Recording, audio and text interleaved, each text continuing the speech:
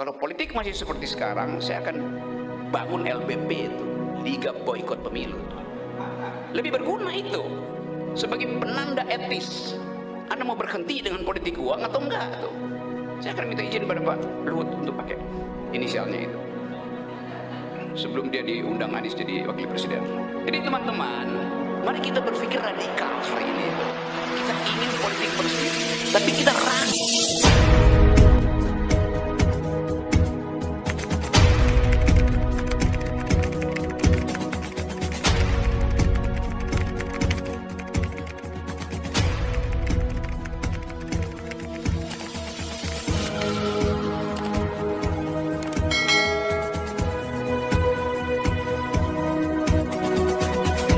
Dr. Firman Nur tadi membuat satu daftar checklist siapa yang pantas jadi wakil presiden. Oke, kalau normal checklist itu memang untuk menapis calon wakil presiden itu. Tetapi dalam keadaan tidak normal, checklist itu justru untuk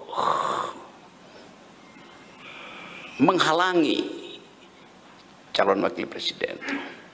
Anies kasih kriteria 3, saya diskusi panjang dengan dia.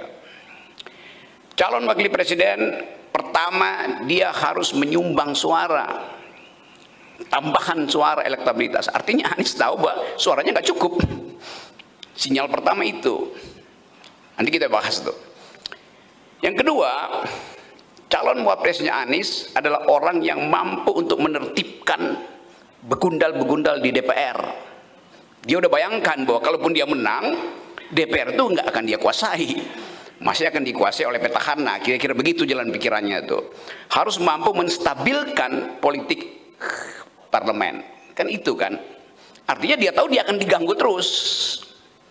Yang ketiga, harus cawapres ini harus mampu untuk mendampingi dia di dalam soal pembangunan Indonesia dengan model teknokratik. 3 kriteria itu ada di pers, kriteria itu. Kalau hari ini kita tanya siapa yang akan memenuhi kriteria itu, nggak ada. Yang di dalam bayangan kita nggak ada, tapi di bayangan saya ada. Orang yang mampu menambahkan elektabilitas harusnya datang dari wilayah yang bukan electoral college secara tradisional oleh Anies Baswedan. Jadi bukan dari wilayah Islam, jelas itu. Harus dari wilayah sekuler. Orang yang mampu untuk menertibkan koboi-koboi politik di DPR juga harus pernah jadi koboi itu. Jelas. Kalau kita mau fair uji proposal Anies itu. Yang ketiga, orang yang mampu untuk memanage administrasi presiden dengan kapasitas teknokratik adalah orang yang sekarang harus pernah ada di dalam pemerintahan. Jadi Anda cari 3 itu siapa yang bisa tuh? Cuma 1, Luhut Binsar Panjaitan. Saya serius kalau mau bilang begituan. Yes, apa soalnya? Ya kalau kita logika bagus begitu cara berpikirnya kan. Coba siapa yang bisa menandingi Luhut Binsar Panjaitan di dalam parameter yang diinginkan oleh Anies? Coba siapa? Sebut aja coba. AHY. Kalau saya bisa ngatur semua orang. Aja dengan narasi di FNN. AHY nggak bakal mampu LBP. Akhir juga nggak mampu tuh. Jadi kalau mau fair, Anies menginginkan Luhut Binsar Panjaitan. Lalu Anda kaget gitu. Sangat mungkin begitu. Kan Anies sendiri yang bikin parameter itu, lalu kita mau pasangkan parameter itu. Tapi nanti orang merasa, ya itu bagian dari oligarki. Oh iya, Anies nggak menyebutkan oligarki sebagai syarat di 3 itu. Yang menuntut supaya Anies jangan diasuh oleh oligarki relawan, bukan Nasdem yang menuntut itu tuh. Anies pertama kali dideklarasikan oleh relawan dalam upaya untuk bikin kontras etik dengan the establishment yang sekarang ini, petahana tuh. Dan Nasdem bilang enggak, Anies adalah bagian dari continuity and change. Dan Anies iakan itu. Kalau saya pasangkan filosofi itu lagi, paradigma itu, memang continuity itu artinya LBP. Coba. Ada yang mau bantah? Kan kita mau bahas itu dengan kapasitas berpikir. Coba. Jadi di situ kita membayangkan bahwa Anies ada dalam kegalauan hari ini karena disuruh cari uang oleh Surya Paloh. Buat siapa? Ya buat Demokrat dan buat PKS. Ya buat siapa lagi coba? Ya Anda bisa bilang itu nggak ada, iya, tapi fakta semacam itu menunjukkan bahwa politik lain. Kalau Nasdem bilang ini presiden saya akan biayai dia tuh, nggak ada yang bilang begitu. Dalam bahasa basi, silakan cari wakil presiden dalam kurung yang punya uang ya. Siapa? LBP lagi. You puter-puter cuman LBP yang pada. Ya gitu, mau apa coba? Ada potensi krisis di Indo-Pasifik. Siapa yang paham tentang global politics? Luhut Binsar Panjaitan. Paham dia. Yang paham tentang peta energi dan pangan dunia, Luhut Binsar Panjaitan. Saya mau serius membahas itu supaya kita jangan masuk dalam semacam euforia, tapi kemudian di ujung loh kok akhirnya yang disebut 8 tadi, apa namanya, bahasa Arabnya apa tuh 8 bahasa Arab apa ya? Syaibatun ya. Bahasa Sanskerta asta. Bahasa Arab apa 8? Ramania. Oke, jadi itu berat betul syarat yang dipasangkan oleh Pak Firman Nur. Jadi saya balik lagi pada persoalan hari ini. Saya dalam 1 bulan ini kira-kira 10 kali saya di daerah itu. Terakhir saya di 2 hari lalu saya masih di Tasikmalaya, bicara dengan mahasiswa Tasikmalaya. Lalu saya pergi naik gunung Galunggung.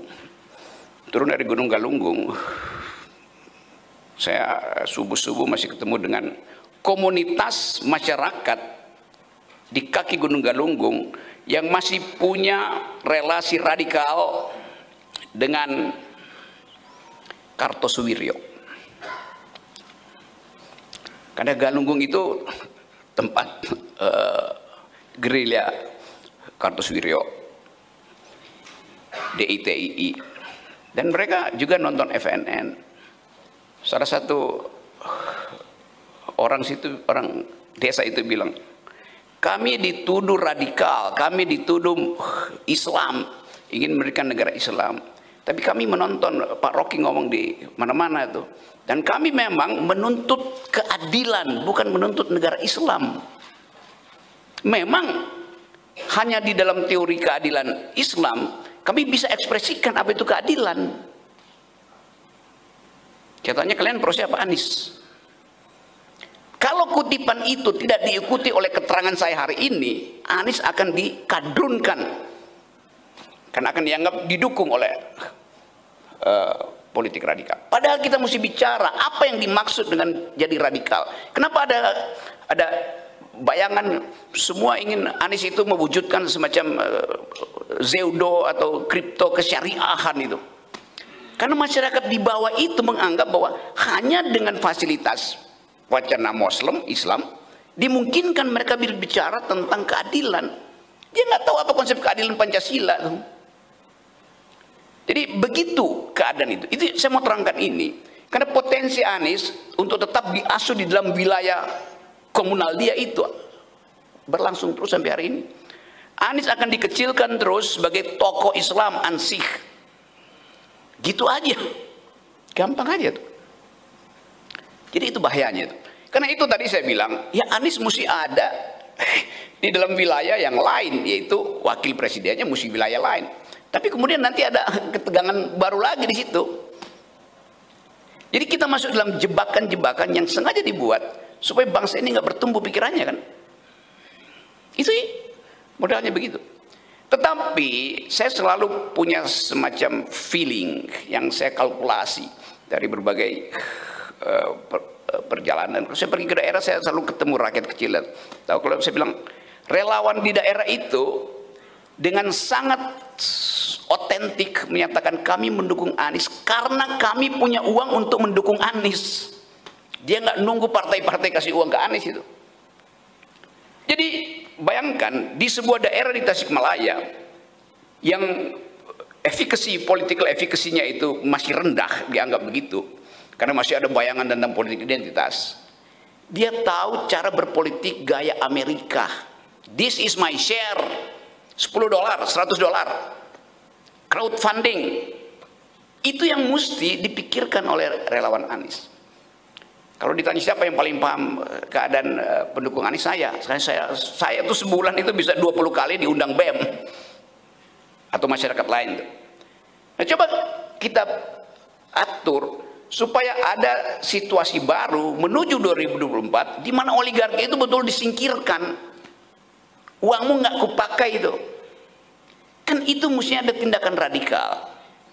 Sebelum itu terjadi, Anies akan tergoda untuk carry over ke dalam wilayah oligarki. Kenapa? Karena uangnya nggak ada. Jadi itu yang mesti dipastikan. Nasdem mendukung Anies secara teknis, bukan secara etis. Padahal kita butuh dukungan etis. Dukungan itu hanya datang dari relawan. Jadi refleksi itu yang saya mau ambil, saya ucapkan hari ini di luar ilmu comparative politics atau electoral politics. Karena kita melihat satu situasi baru di dalam politik Indonesia di 2024 bahwa itu berlangsung di dalam keadaan yang sama sekali lain. Kalau orang sebut politik is the art of the possible, kita balik, politik is the art of attacking the impossible. Yang orang bilang impossible, bisa dong. Jadi kesepakatan-kesepakatan yang sedang diaduk-aduk di bawah itu antara Nasdem, PKS sama Demokrat nggak berpikir tentang keadaan baru untuk kita buktikan bahwa Indonesia bisa ditemukan kembali tanpa politik uang. Coba PKS sama Demokrat sama Nasdem keluarin statement bersama, kami akan memulai perlengkapan politik membackup Anies tanpa politik uang, dan kami minta konsekuensinya pada relawan. Kalian mau dukung Anies, keluarin duit kalian. Tapi mesti dari kejujuran tuh. Bukan tiba-tiba Nasdem baru Sulvan Lindan ngoceh kecil-kecilan, udah dipecat dia. Jadi etik itu nggak ada. Kita nggak ingin, dan saya nggak akan ikut dalam proses itu. Kalau politik masih seperti sekarang, saya akan bangun LBP itu, Liga Boykot Pemilu itu. Lebih berguna itu sebagai penanda etis. Anda mau berhenti dengan politik uang atau enggak tuh? Saya akan minta izin pada Pak Luhut untuk pakai inisialnya itu. Sebelum dia diundang Anies jadi wakil presiden. Jadi teman-teman, mari kita berpikir radikal hari ini itu. Kita ingin politik bersih, tapi kita ragu untuk membersihkan itu. Kita masih berharap Demokrat, Nasdem itu bikin semacam kesepakatan, duduk rame-rame terus ucapkan, ini calon presiden kami itu, ini calon wakil presiden kami. Iya, tapi di belakang itu transaksi mahar itu tetap orang tahu itu terjadi. Setiap kali ada penundaan, di situ ada kejahatan. Yes, dan kejahatan pertama dimulai oleh Nasdem. Karena dia nggak mau secara resmi mengatakan Anies capresnya ini, wapresnya itu. Artinya sebelum Anies diundang udah ngomong dong, Anies mau wapres apa. Sekarang Anies disuruh cari wapres sendiri. Lalu dia nggak bisa cari, dia kasih parameter tuh. Dan parameter itu orang anggap siapa yang Anda maksud. Atau siapa yang akan Anda singkirkan sebagai calon wapres. AHY, Aher. Lalu siapa? Kofifa dimasukin di situ, diuji lagi di dalam parameter yang kita buat tadi itu. Jadi teman-teman, saya sengaja bikin kacau forum ini supaya ada satu pemikiran yang betul-betul intensif, komprehensif, radikal, dan sentimental. Karena kita masuk di dalam situasi sentimental, yaitu Anies hebat, iya, Tetapi di belakang sentimental itu kita ingin ada kontras etis. Karena itu kita ingin Anies bukan pengganti Jokowi. Anies adalah new kind of leader. Bukan penerus atau bahkan pengganti. Ya memang dia lain aja. Di mana lainnya? Ya tadi prinsip-prinsip etis itu. Nah itu yang saya kira Anies ada dalam kecemasan hari-hari ini. Walaupun dia teman baik saya, tapi saya harus jujur mengatakan bahwa Anda harus muncul dalam keadaan tidak normal. Kalau politik normal, Anda akan jatuh di dalam pelukan oligarki yang sama. Jadi Anies hanya bisa jadi presiden kalau politik ada dalam ketidaknormalan. Ketidaknormalan pertama harus dimulai dengan deklarasi bahwa kita ingin hentikan politik uang, hentikan politik identitas, karena itu ini desain kami itu. Itu akan jadi headline sampai ke Taiwan segala macam. Dan itu memancing opini dunia bahwa oke, kalau begitu Indonesia memang ingin berubah itu. Kan itu yang kita inginkan. Jadi sekali lagi teman-teman, silahkan bahas pikiran bangsat saya. Nah, tapi saya ingin supaya ada pembicaraan lain di samping kasakusuk politik yang memuakkan sebetulnya itu. Saling nunggu, saling ngincer segala macam. Jadi poin ini saya pertaruhkan reputasi FNN untuk karena saya bagian dari FNN dan orang akan anggap FNN ambil jalan yang berbahaya dengan proposal ini atau ini jalan sesat.